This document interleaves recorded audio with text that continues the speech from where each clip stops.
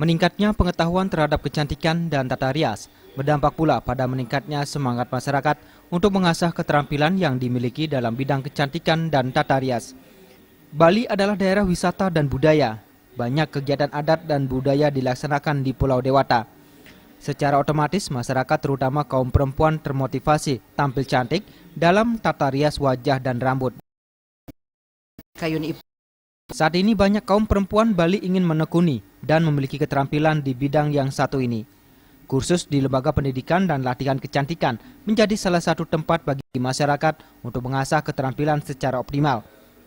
Bila sudah terampil dan profesional, hasilnya akan menjadi peluang yang sangat menjanjikan tak hanya di perkotaan tetapi juga di pedesaan.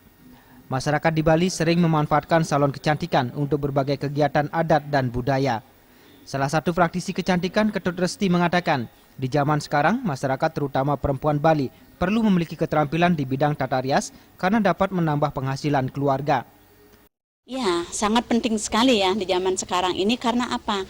Sekarang itu sudah banyak salon sampai ke desa-desa, di kota juga sudah banyak ya. Masyarakat juga sudah mengenal salon, sedikit-sedikit ke salon, upacara adat juga ke salon, kan begitu ya beriasnya ya.